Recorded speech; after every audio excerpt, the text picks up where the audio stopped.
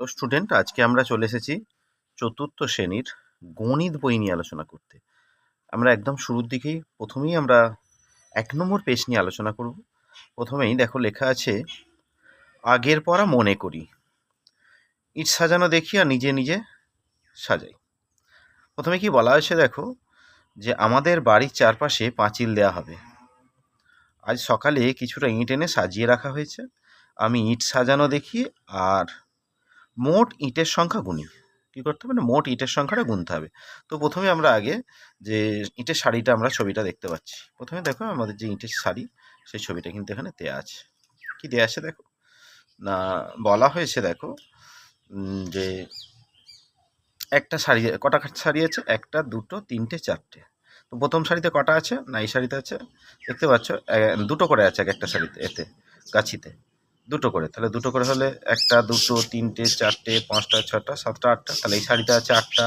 এখানেও দেখো 1 2 3 4 5 6 7 8টা। এভাবে দেখো প্রতিটা সারিতে কটা করে আছে না, 8টা করে। তাহলে টোটাল কটা সারি না, মোট সারি সংখ্যা 4টি। আর প্রতিটি সারিতে ইটের সংখ্যা কটা করে আছে না, 8টা করে।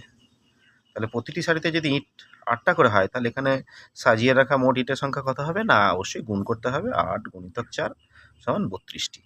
তো এইভাবে দেখো আমাদের শেষ নিচের দিকেও দেয়া আছে একটু অংশ, যে বলা হয়েছে যে আমি ফাঁকা জায়গায় ইট সাজাই ও ইট গুনি। তো আমাদের এখানে সেই ইটগুলোকে এখানে সাজানোর হিসাবে দেখানো হয়েছে।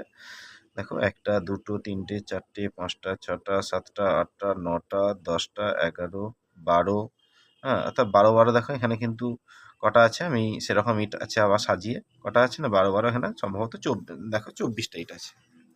কটা এখানে 1টা 2টো 3টে 4টে 5টা 6টা 7টা 8টা 9টা 10টা 11টা 12টা। তাহলে 12 কটা এখানে নিচেতে আছে দেখো আবার 24টা। তো আমরা নেক্সট পেজে আসবো, যে নেক্সট পেজে সেটা কিভাবে কি দেখানো হয়েছে বলবো।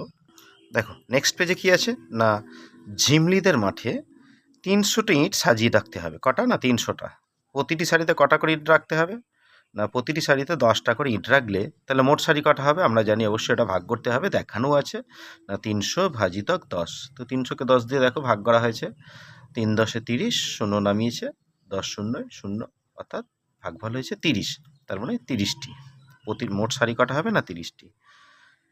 2 নম্বর অঙ্ক কি আছে না, সুজিত প্রতি সারিতে 8টা করে 208টা ইট সাজিয়ে রাখলো। তাহলে এক একটা সারিতে 8টা করে হলে 208টা ইট সাজাতে গেলে কি করতে হবে, মোট সারি কটা হবে না, 208কে 8 দিয়ে ভাগ করতে হবে, 208 ভাজিতক 8।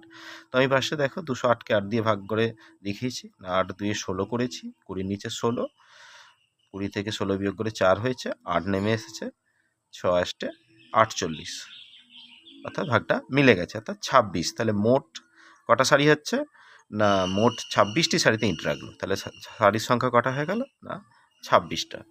তো পরবর্তী 3য় নম্বর কি অঙ্কটা আছে, একই রকমভাবে আমরা দেখব। যে 3য় নম্বর যে অঙ্কটা আসছে সেটাও দেখো, যে সোফিয়া, কি বলা হয়েছে না, সোফিয়া 12টি সারিতে কিছু ইট সাজিয়ে রেখেছে। কটা সারি না, 12টা। প্রতি সারিতে 12টা করে, মানে এক একটা সারিতে 12টা করে হলে প্রতিটি সারিতে কটা হবে আমরা জানি, সংখ্যাটা অনেক বেশি হবে। তখন কি করতে হবে না, মোট ইটের সংখ্যা হবে 12 × 12, মানে 144টি। তো দেখো 12কে 12 দিয়ে আমরা গুণটাও পাশে করে নিয়েছি। 2 2 এ 4, 2 1 এ 2, আবার 2 1 এ 2, 1 1 এ 1, অর্থাৎ 144। তাহলে সোফিয়া মোট 144টি ইট সাজিয়েছে। কটা না, 144টি। তো আজ আমি 20টি ইট নিজের মতো করে সাজিয়ে রাখবো। এখানে দেখো 20টা ইটকে নিজের মতো করে সাজিয়েছে। দেখো 1টা 2টো 3টে 4টে 5টা, কারণ প্রতিটি সারিতে 5টা করে হয়েছে। মোট সারি সংখ্যা কটা হয়ে গেছে না, 4টে। তাহলে মোট 20টি, প্রতিটি সারিতে কটা করে আছে না, 5টা করে। আর তাহলে সারির সংখ্যা কটা হয়েছে আমি বললাম, দেখো 1টা 2টো 3টে 4টে, তার মানে 20। সেক্ষেত্রে কি করতে হবে না, অবশ্যই 20কে ভাগ করতে হবে 5 দিয়ে। দেখো তাহলে মোট সারি হবে 20 ভাজিতক 5 সমান কটা, 4টে। দেখো 1টা 2টো 3টে 4টে সারি, প্রতিটা সারিতে আমরা দেখতেই পাচ্ছি 5টা করে ইট। ঠিক আছে, তো এইভাবে আমরা 2য় পেজও কমপ্লিট করলাম।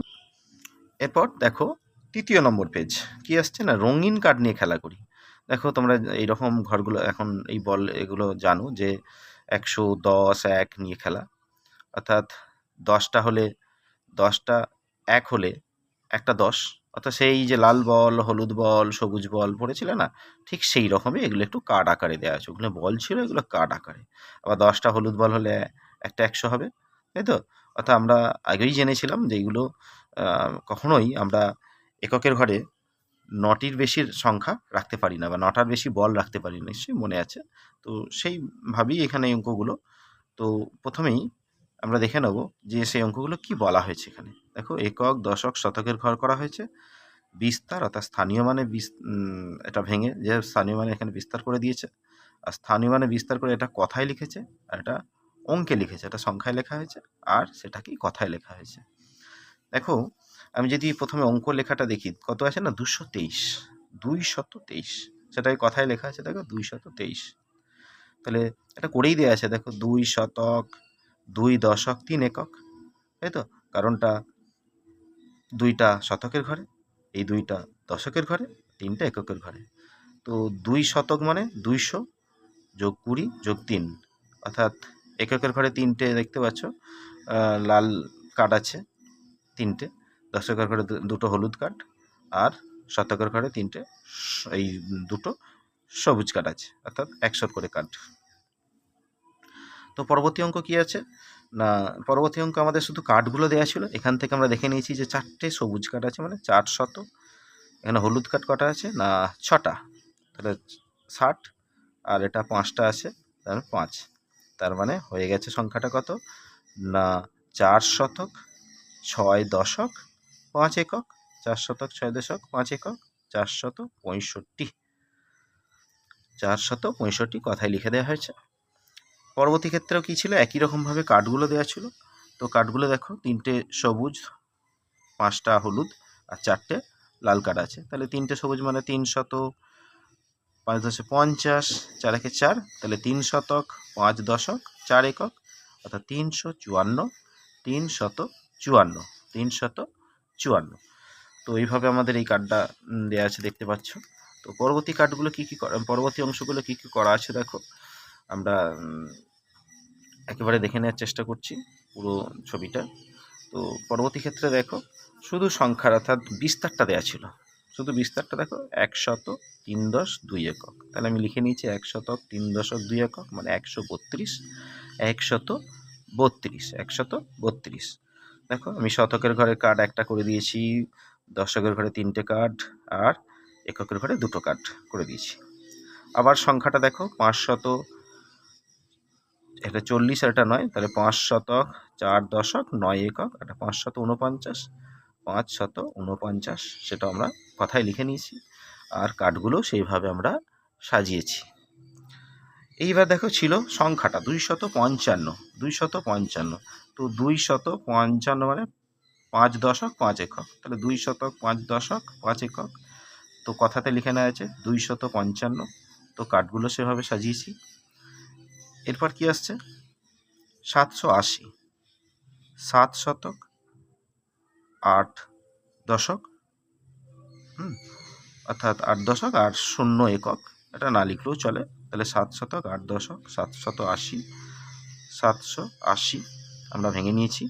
এরপর আসছে কি দেখো, কথায় লেখা ছিল 409, অর্থাৎ 409, 4 শতক, 0 একক, 0 দশক আর 9 একক, 4 শতক, 0 দশক, 9 একক, 4 শতক, 0 0 আর 9 বিশ্লেষণ করেছি, আমরা ভেঙে নিয়েছি। এরপর আসছে দেখো 759, অর্থাৎ 759, মানে 7 শতক, 5 দশক আর 9 একক। দেখো, ভেঙে নিয়েছি 750, 9। এইভাবে একই রকমভাবে আমরা কার্ডটাও কমপ্লিট করে রেখেছি। হ্যাঁ, এইভাবে আমরা 3 নম্বর পেজটাও কমপ্লিট করলাম। এরপর আমরা 4 নম্বর পেজে চলে এসেছি। স্কুল থেকে পিকনিকে যাই। আমাদের স্কুল থেকে 26শে ডিসেম্বরে পিকনিকে নিয়ে যাওয়া হবে। আমরা পিকনিকে যাওয়ার তালিকা তৈরি করলাম। না, প্রথম শ্রেণী থেকে কতজন যাবে না? 27 জন, দ্বিতীয় শ্রেণী থেকে 32, তৃতীয় শ্রেণী থেকে 29 জন, চতুর্থ শ্রেণী থেকে 35 জন। তাহলে দেখতে পাচ্ছ, বলা হয়েছে যে ড্যাশ শ্রেণীর তুলনায় তৃতীয় শ্রেণীতে বেশি সংখ্যক ছেলেমেয়েরা পিকনিকে যাবে। অবশ্যই এখানে দেখতে পাচ্ছ যে প্রথম শ্রেণীর থেকে তৃতীয় শ্রেণীতে, প্রথম শ্রেণীর থেকে তৃতীয় শ্রেণীতে বেশি সংখ্যক ছেলেমেয়েরা পিকনিক যাবে। কারণ প্রথম শ্রেণীতে মাত্র 27, প্রথম শ্রেণীতে মাত্র 27, তারপরে তৃতীয় শ্রেণীতে 29, দ্বিতীয় শ্রেণীতে একটু বেশি আছে 32, চতুর্থ শ্রেণীতে সব থেকে বেশি। আবার দ্বিতীয় শ্রেণীর তুলনায় চতুর্থ শ্রেণীতে বেশি সংখ্যক ছেলেমেয়েরা পিকনিকে যাবে। হ্যাঁ, বেশি সংখ্যক ছেলেমেয়েরা পিকনিকে যাবে। তো পেলাম তার মানে 27 সংখ্যাটা ছোট, 29টা বড়, তাই তো? আর এখানেও 32 সংখ্যাটা ছোট আর 35 বড়, আমরা সেভাবে চিহ্নটাও দিয়ে দিয়েছি। পিকনিকে সবচেয়ে কম সংখ্যক ছেলেমেয়ে যাবে প্রথম শ্রেণীর এবং সবচেয়ে বেশি সংখ্যক ছেলেমেয়ে যাবে চতুর্থ শ্রেণীর। সব থেকে বেশি সংখ্যক ছেলেমেয়ে যাবে চতুর্থ শ্রেণীর, অর্থাৎ আমরা সেটা নিচেতে দেখতে পাচ্ছি, সেটাই বলা হয়েছে এখানে, যে বলেই দিয়েছে দেখো পিকনিকে সব থেকে কম সংখ্যক ছেলেমেয়ে যাবে প্রথম শ্রেণীর আর সবচেয়ে বেশি সংখ্যক ছেলেমেয়ে যাবে চতুর্থ শ্রেণীর। তাই পেলাম আমরা যদি এটা বড় থেকে ছোট হিসাবে সাজাই, 35, তারপরে 32, 29, 27। তা প্রথম বাসে 62 জন, দ্বিতীয় বাসে 61 জন গিয়েছিল, তাই প্রথম বাসে যাত্রী সংখ্যা বেশি আর দ্বিতীয় বাসে যাত্রী সংখ্যা কম। দ্বিতীয় বাসে যাত্রী সংখ্যা কম। ঠিক আছে, তো এই হিসাবে আমরা দেখতে পাচ্ছি, কারণ দুটো বাসে তো সাজিয়ে নিয়েছিল, তাই প্রথম বাসে 62 জন হয়েছে আর দ্বিতীয় বাসে 61। টোটাল তো সংখ্যাটার যোগফল 4টে শ্রেণীর, সেইভাবেই সংখ্যাটা করা হয়েছে। তোমরাও ওইভাবে যোগ করে নিয়ে দেখতে পারো। তো এরপরেই আসছে আমাদের নিজে করি। অর্থাৎ নিজে করি কি না, মানের ঊর্ধ্বক্রমে, মানে ছোট থেকে বড় সাজায়, আর মানের ঊর্ধ্বক্রম মানে বড় থেকে ছোট সাজানো। ঠিক আছে, অর্থাৎ ছোট থেকে বড় আর বড় থেকে ছোট সাজানো। প্রথমে মানের ঊর্ধ্বক্রম মানে ছোট থেকে বড়। দেখো ছোট থেকে বড় আমি সাজিয়ে নিয়েছি, সব থেকে ছোট 321, তারপরে 326, তারপরে 329। দ্বিতীয়টা দেখো 339, 341, 358। তারপরে দেখো 699, 752, আর তারপরে হয়েছে 801, সব থেকে বড়। 4 নম্বর দেখো 298, 502, 528। এরপর আসছে কি মানের অধক্রমে, মানে বড় থেকে ছোট। দেখো 219 সব থেকে বড় এই সংখ্যাগুলোর মধ্যে, তারপর 216, 210, 498, 417, 471, 458। তারপরে দেখো এই সংখ্যাগুলোর মধ্যে 832 সব থেকে বড়, তারপরে 725, 512। চতুর্থ নম্বর 999, 909 আর 899। অর্থাৎ এইভাবে আমরা এটা বড় থেকে ছোট সাজালাম। এরপর পঞ্চম পেজে আসছে দেখো কাঠিতে রঙিন বল বসাই। তো রঙিন বল কীভাবে বসিয়েছে দেখো, প্রথমটা করে দেওয়া আছে 324। এদিকে দেখো শতকের ঘরে 3টে, দশকের ঘরে 2টো আর এককের ঘরে 4টে। একই রকমভাবে 343 সংখ্যাটা করা আছে দেখো, শতকের ঘরে 3টে, দশকের ঘরে 4টে, এককের ঘরে 3টে। তো গ্রেটার দ্যান স্থান দিয়ে দেখানো হয়েছে, অর্থাৎ 343 সংখ্যাটা বড় আর 324 ছোট। তো পরবর্তী ক্ষেত্রে আমরা বলগুলো দেওয়া ছিল, সেখান থেকে আমাদের সংখ্যা স্থির করে ছোট বড় নির্ধারণ করতে হয়েছে। দেখতে পাচ্ছ যে 415 আর এদিকে ছিল 416, অর্থাৎ 6টা এককের ঘরে 6টা বল ছিল, 416। তার মানে 416 বড় আর 415 ছোট।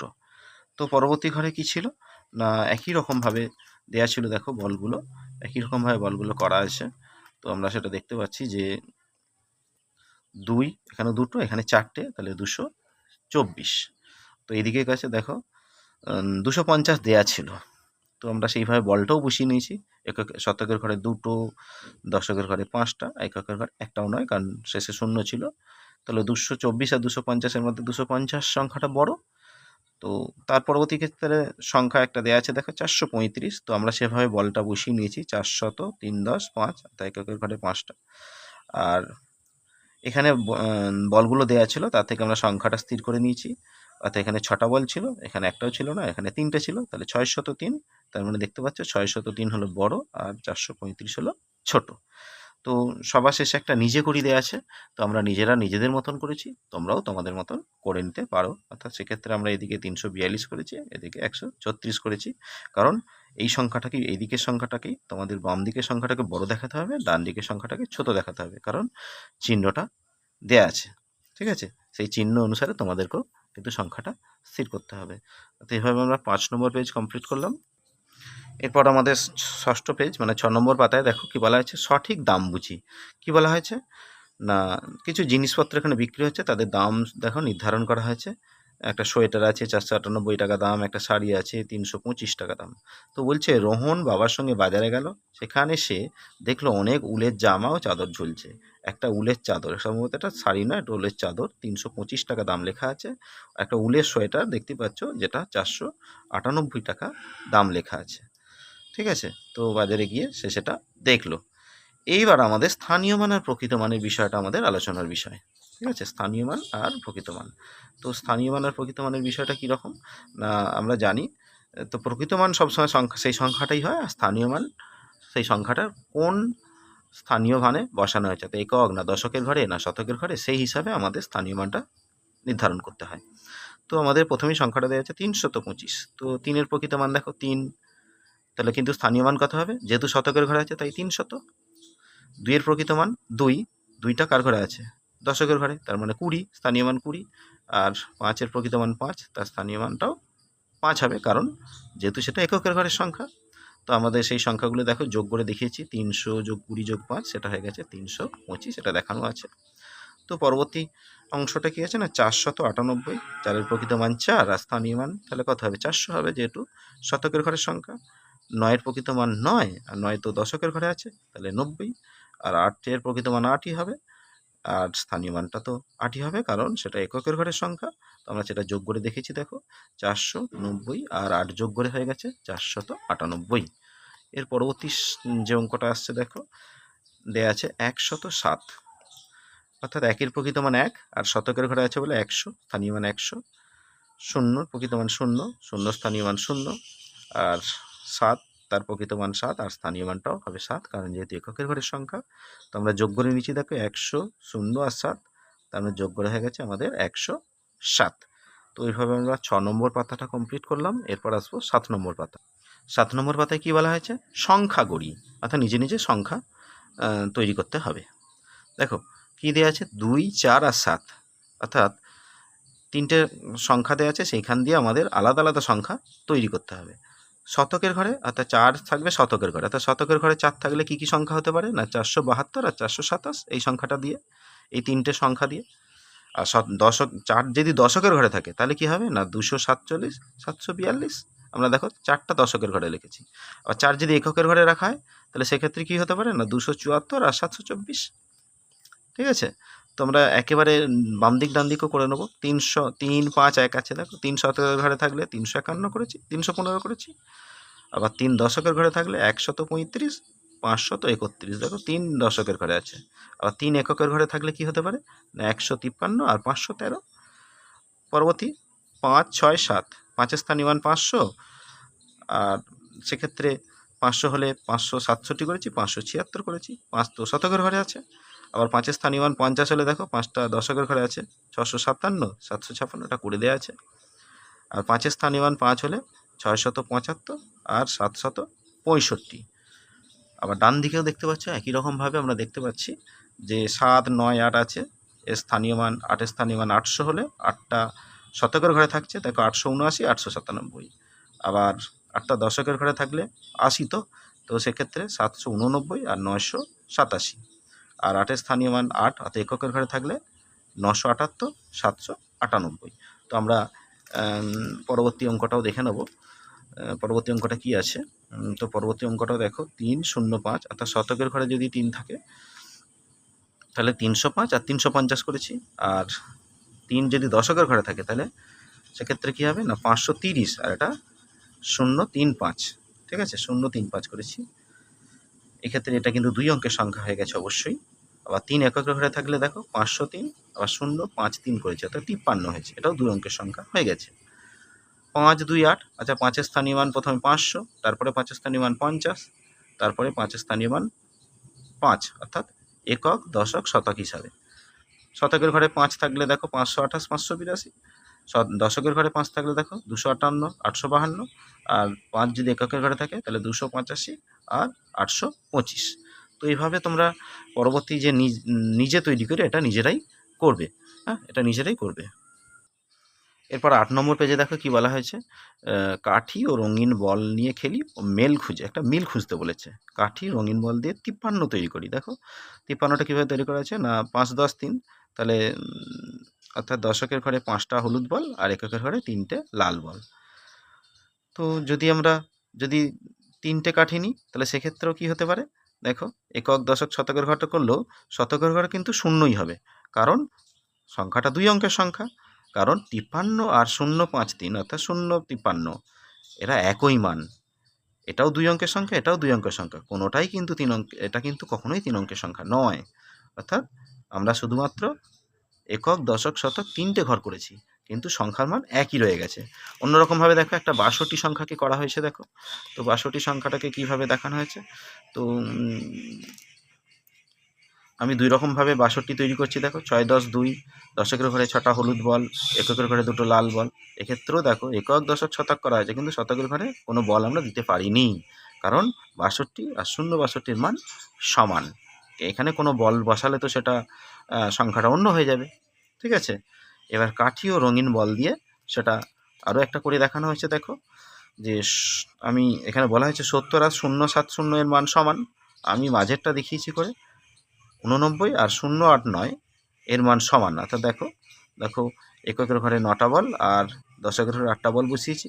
এখানেও কিন্তু দেখতে পাচ্ছ একই রকমভাবে এককের ঘরে 9 আর দশকের ঘরে 8টা বল, কিন্তু শতকের ঘরে কোনো বল নেই, তাই এখানে 0 বসিয়েছি।